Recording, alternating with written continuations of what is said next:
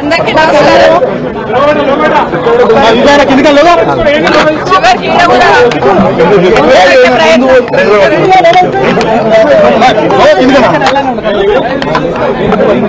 ఈరోజు అసెంబ్లీలో ఏం జరిగిందనేది రాష్ట్ర ప్రజలందరూ చూశారు.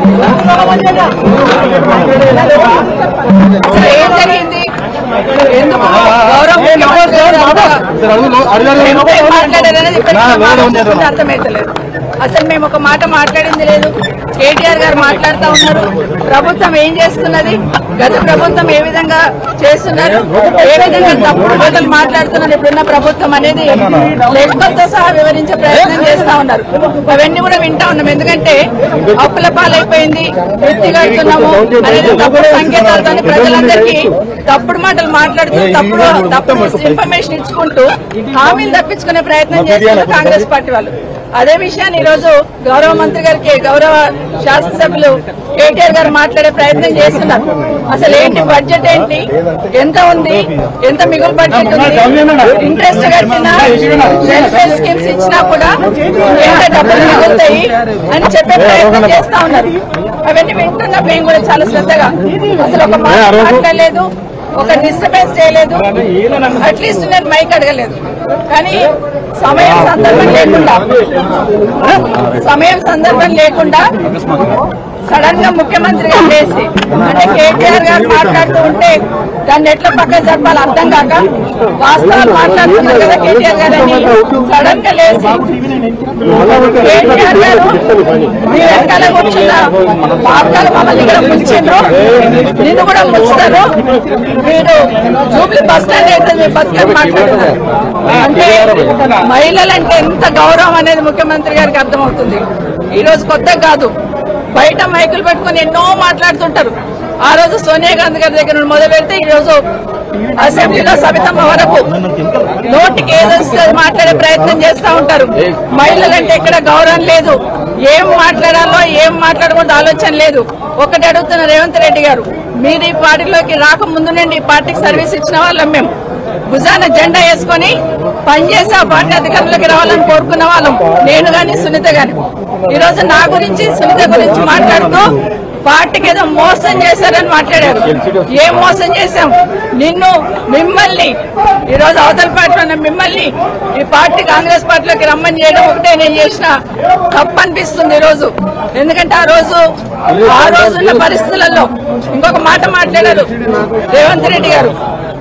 ఈరోజు మహిళల్ని అక్కలను నమ్ముకుంటే జూబ్లీ బస్ స్టాండ్ అవుతుంది అంటున్నారు. ఆడబిడ్డలు ఎట్లా ఉంటారో తెలీదా? ఆడబిడ్డలు ఎప్పుడైనా క్షేమం కోరుతారు, నష్టం కోరరు. నమ్ముకున్న వాళ్ళకి ప్రాణమని ఇస్తాం కానీ నమ్మిన వాళ్ళకి మోసం చేయాలని ప్రయత్నం చేయం. కానీ ఈరోజు ఏదైతే రేవంత్ రెడ్డి గారు మాట్లాడారో, సునీతమ్మకు సబితమ్మకు జరిగిన అవమానం కాదు ఇది. యావత్ తెలంగాణ మహిళల గురించి మాట్లాడిన మాటలు ఇవన్నీ. ఇప్పటికైనా ఎందుకంటే రేవంత్ రెడ్డి గారు ఒకటి గుర్తుపెట్టుకోవాలి, ఈరోజు ఆడబిడ్డలను అవమానించి ఆడబిడ్డల వ్యక్తిత్వాన్ని అవమానించిన వాళ్ళు ఒక అసెంబ్లీలో ఉన్న మమ్మల్ని మాత్రం అవమానించడం కాదు, అక్కల్ని నమ్ముకుంటే బతుకు బస్ స్టాండ్ అవుతుంది అన్నట్టు మాట్లాడినావు. ప్రతి ఇంట్లో ఆడబిడ్డలు ఉంటారు. తెలంగాణ రాష్ట్ర ఆడబిడ్డలందరూ ఈరోజు ఆలోచిస్తున్నారు ఒక ముఖ్యమంత్రి స్థాయిలో ఉండి.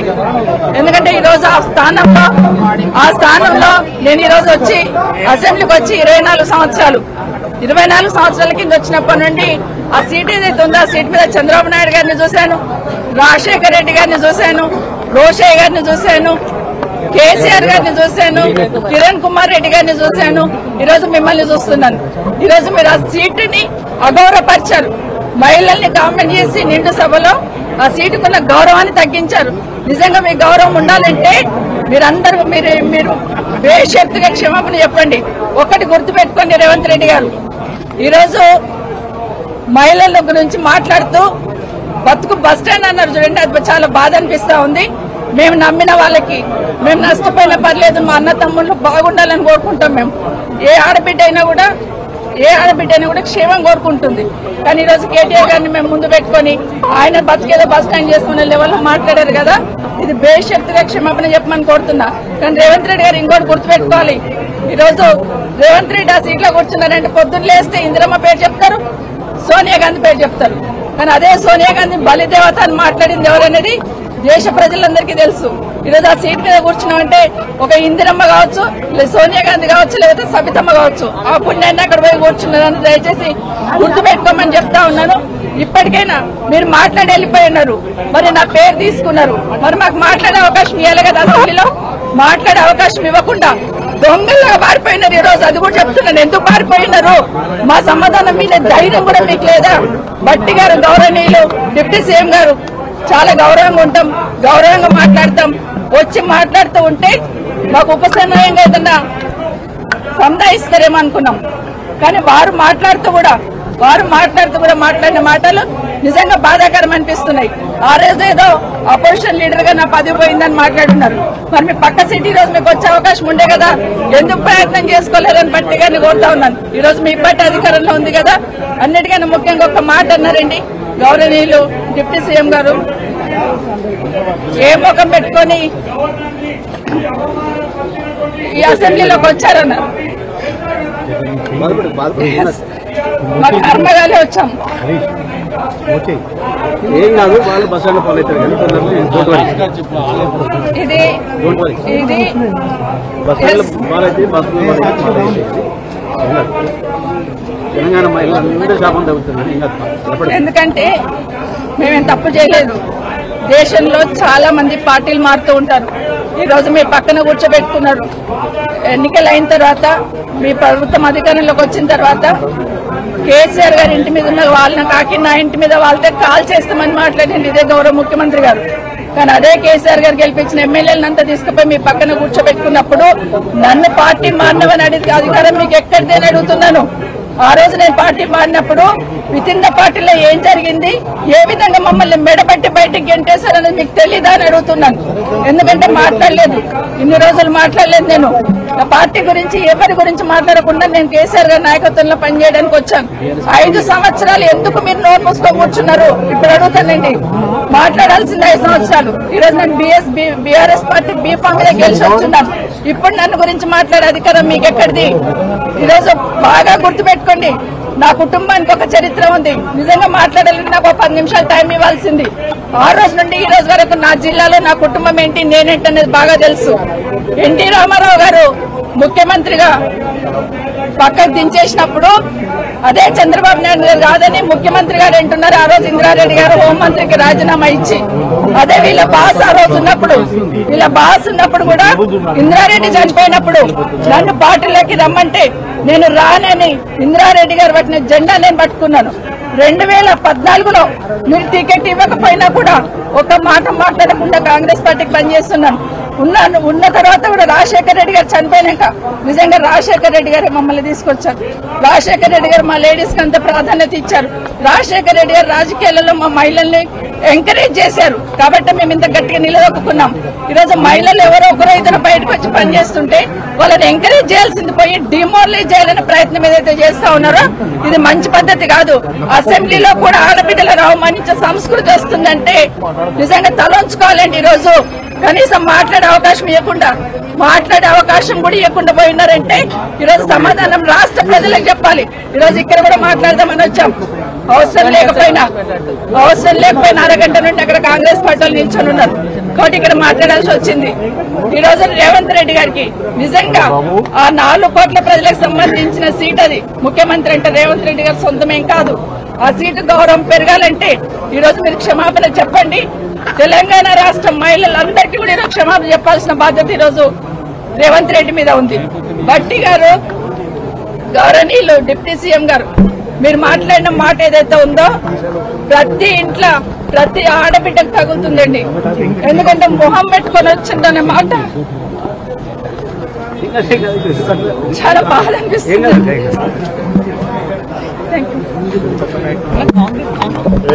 రాష్ట్ర చరిత్రలో అసెంబ్లీ చరిత్రలో ది బ్లాక్ డే గా మేము భావిస్తా ఉన్నాం. ఎందుకంటే ఇప్పుడే అక్క చెప్పినట్టుగా మహిళలుగా మేము ఎన్నో ఒడిదుడుకులు ఎదుర్కొని మా ఫ్యామిలీస్ ని వదిలేసి మేము రాజకీయంగా ముందుకు వస్తున్నటువంటి సమయంలో ఏ పార్టీలో అయితే ఉన్నామో ఆ పార్టీతో కమిట్మెంట్ తో పనిచేసి సిన్సియర్ గా పనిచేయడం జరిగింది. ఈ రోజు రేవంత్ రెడ్డి గారు గాని డిప్యూటీ సీఎం గారు గాని మాట్లాడినటువంటి మాటలు మమ్మల్ని అవమానపరిచే విధంగా, అగౌరవపరిచే విధంగా అంటే ఇప్పుడు అక్క చెప్పినట్టుగా కేవలం మమ్మల్నే కాదు ఈ రోజు రాష్ట్రంలో ఉన్నటువంటి మహిళలందరినీ కూడా అగౌరవపరిచినట్టే లెక్క. చేసిన తప్పును కనీసం క్షమాపణ చెప్పైనా మరి సారీ చెప్తారేమో అని చెప్పేసి మాకు మైక్ ఇవ్వండి మేము మాట్లాడతామని చెప్పేసి అంటే మాకు మైక్ కూడా ఇవ్వకుండా అక్కడ కూడా మా గొంతులు నొక్కేయడం జరిగింది. నిజంగా చాలా బాధాకరమైనటువంటి విషయం. 20-25 సంవత్సరాలు నేను గాని అక్క గాని పార్టీలో మరి పనిచేయడం జరిగింది. అధికారంలో ఉన్నా లేకున్నా జెండాను మోసి కార్యకర్తలను కాపాడుకుంటూ ఇక్కడ దాకా వచ్చినాం. ఈ రోజు ఎవరు అడుగుతున్నారు మమ్మల్ని పార్టీ చేంజ్ అయినామని? మీరే పార్టీలోకి వెళ్ళి వచ్చిందని చెప్పేసి మేము అడుగుతా ఉన్నాం. దొంగలే మరి దొంగ అన్నట్టుగా, మరి అదే విధంగా దెయ్యాలు వేదాలు వలుకుతున్నట్టుగా ఉంది. మీరు పార్టీ మారేటట్టుగా చేసినటువంటి వాళ్ళందరినీ కూడా పక్కన కూర్చోబెట్టుకొని ఈ రోజు మీరు మాట్లాడుతుంటే నిజంగా మరి రాష్ట్ర ప్రజలందరూ కూడా చూడడం జరుగుతోంది. అప్పుడున్నటువంటి పరిస్థితుల్ని బట్టి మా హ్యూమిలేషన్ మహిళలుగా నన్ను గాని అక్కని గాని చాలా హ్యూమిలేట్ చేయడం జరిగింది. డీకే అన్న గాని మరి చాలా హ్యూమిలేట్ చేసి పార్టీలో నుంచి పంపించింది మీరు కాదా అని చెప్పేసి అడుగుతున్నారు. ఈ రోజు మళ్ళీ మీరే మాట్లాడుతున్నారు. నిజంగా అక్క చెప్పినట్టుగా చాలా బాధాకరమైనటువంటి విషయం. మా కుటుంబాలన్నీ కూడా రాజకీయ చరిత్రలో ఉన్నటువంటి కుటుంబాలు. మరి మేము అనుకోని పరిస్థితుల్లో రాజకీయాలకు రావడం జరిగింది. నేను ఒక 3 నెలల ముందు వచ్చిన తర్వాత అక్క వచ్చింది. అయినా కూడా అప్పటి నుంచి సిన్సియర్ గా పార్టీకి పనిచేసినాం.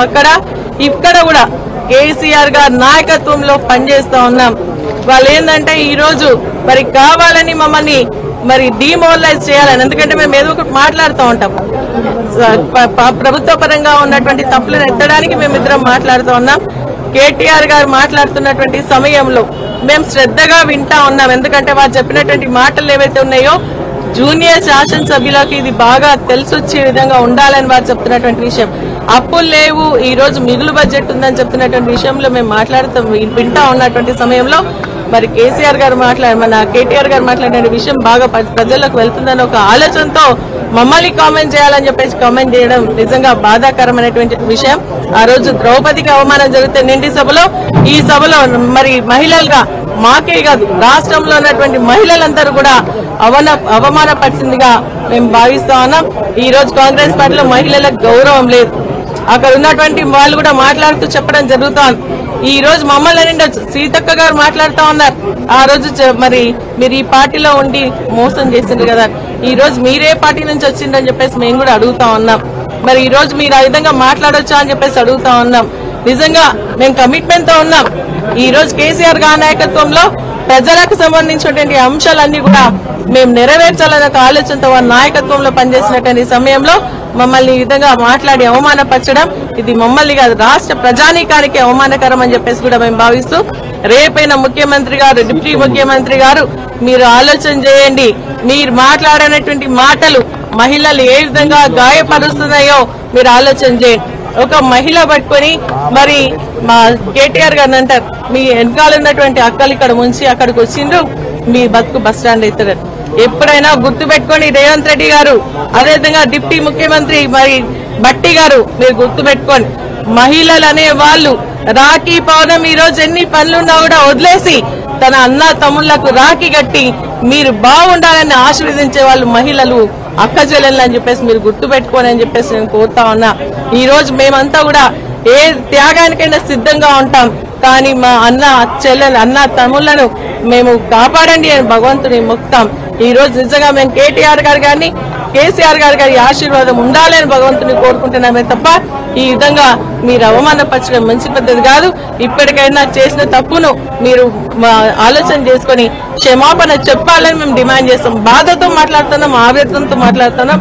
మాలాంటి ఎంతో మంది మహిళలు ఈ రోజు రాజకీయంగా ఇంట్రెస్ట్ లేకున్నా కూడా మేము వచ్చి ప్రజాసేవ చేసి కట్టుబడి ఉన్నాము అన్న విషయాన్ని మీరు గమనించాలని చెప్పేసి నేను తెలియజేస్తూ, మీరు ఖచ్చితంగా మరి ముఖ్యమంత్రి గారు డిప్యూటీ ముఖ్యమంత్రి గారు కూడా మరి మీరు క్షమాపణ చెప్పాలి. మాకే కాదు రాష్ట్ర మహిళలందరూ కూడా క్షమాపణ చెప్పాలని చెప్తా ఉన్నాం.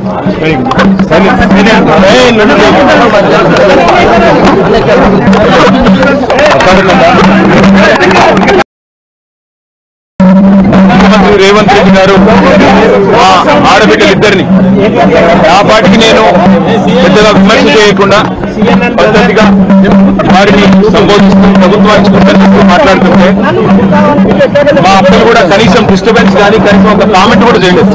కనీసం నన్ను ఏమి ప్రాంప్ట్ కూడా చేయలేదు. మీరు ఇది చెప్పండి అది చెప్పండి.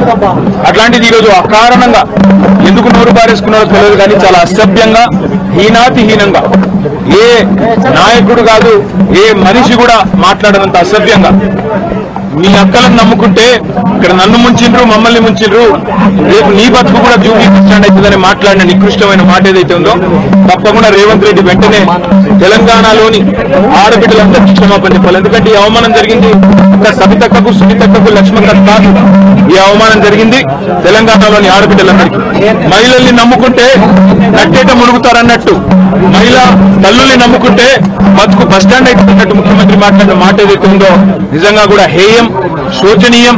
నిజంగా ఒక ముఖ్యమంత్రి స్థాయికి తగని మాట. ఇలా నిజంగా ఈ ముఖ్యమంత్రి అన్ఫిట్ ముఖ్యమంత్రి, ఆ పదవిలో కూర్చోవడానికి తగని ముఖ్యమంత్రి మహిళల్ని అవమానించి కూడా అప్పుడప్పుడు నోరు జారినా సంస్కారం ఉన్న వాళ్ళు ఏం చేస్తారు, అవసరమైతే నేను వెనక్కి తీసుకుంటున్నాను విచారం వ్యక్తం చేస్తారు. ఇంత అహంకారం ఇంత కండకావరంతో ఈరోజు ఆడబిడ్డల్ని వారిని అవమానించిన ముఖ్యమంత్రికి తప్పకుండా తెలంగాణ ఆడబిడ్డల ఉసురు తాకుతుంది. ఈ వైఖరి మార్చుకో, పద్ధతి మార్చుకో. వారు అక్క సునీతక్క గాని సబితక్క గాని లక్ష్మక్క గాని స్వంతంగా కష్టపడి ప్రజల్లో తిరిగి పరపతితో ఇవాళ 5 సార్లు 6 సార్లు గెలిచొచ్చిన వాళ్ళు. ఎవరు కూడా నీలాగా ఇష్టం వచ్చినట్టు రాజకీయ విన్యాసాలు చేసి వచ్చిన వాళ్ళు కాదు. తమ స్వశక్తితో తమ కుటుంబంకుండే అభిమానంతో కార్యకర్తల ఆశీర్వాదంతో ప్రజల దీవెనలతో ఇక్కడ అడుగు పెట్టారు. అప్రతిహతంగా 5 సార్లు సబితక్క గెలిచొచ్చింది. సునీతక్క కూడా గతంలో మంత్రిగా పనిచేసినారు. లక్ష్మక్క కూడా జెడ్పీ చైర్మన్ గా శాసనసభ్యురాలుగా పనిచేసింది. అలాంటి మహిళలుగా పట్టుకొని ఇవాళ నోటికొచ్చినట్టు వాడడం అనేది ముఖ్యమంత్రికి తగదు. ఇప్పటికైనా సిగ్గు తెచ్చుకొని బుద్ధి తెచ్చుకొని ముఖ్యమంత్రి బేషరతుగా క్షమాపణ చెప్పాలి. ఇక ముఖ్యమంత్రి ఇట్లున్నాడంటే ఉప ముఖ్యమంత్రి ఏం చక్కగా లేడు. ఆయన వస్తాడు ఏం ముఖం పెట్టుకొని వచ్చిందంటాడు. నేను అడుగుతున్నా, ఏం మొహం పెట్టుకొని నువ్వు వచ్చినావు? నీకేమే మొహం పెట్టుకొని నువ్వు వచ్చినావో మేము కూడా అట్లే వచ్చినాం. ఎంత గుండె ధైర్యం నీకు? ఇవాళ మా ఆడబిడ్డల్ని పట్టుకొని ఏ మొహంతో వచ్చినావు అని చెప్పడానికి ఉప ముఖ్యమంత్రి నేను అడుగుతా ఉన్నా. ఏ రకంగా అంత ధైర్యంగా, ఏ రకంగా అంత ఇష్టం వచ్చినట్టు మాట్లాడే అధికారం నీకు ఎవరిచ్చింది? అధికారం ఎవరికి శాశ్వతం కాదు. 10 ఏళ్లు మేము అక్కడ ఉన్నాం. మేము ఎప్పుడన్నా అవమానించిన ఆడబిడ్డల్ని తరిక ఎన్నడన్నా ఒక్క రోజన్నా ఎప్పుడన్నా నోరు జారినా వెంటనే విచారం వ్యక్తం చేసినాం. ఇవాళ నేను కూడా ఏదో సందర్భంలో ఏకవచనంతో సంబోధించినానని చెప్పి అవతల నుంచి అభ్యంతరం వస్తే వెంటనే విచారం వ్యక్తం చేసినాం. అది కేసీఆర్ మాకు నేర్పిన సంస్కారం. మరి నీకెవరు చదువు చెప్పిండ్రో ఎవరు సంస్కారం నేర్పిండ్రో నాకు తెలియదు కానీ తెలంగాణ ఆడబిడ్డలన్నీ గమనిస్తున్నారు. ఇప్పటికే నువ్వు చేసిన మోసాలతో విసిగిపోయి ఉన్నారు. ఇలా మా ఆడబిడ్డలకు జరిగిన అవమానం వాళ్ళిద్దరికి ముగ్గురికి జరిగింది కాదు.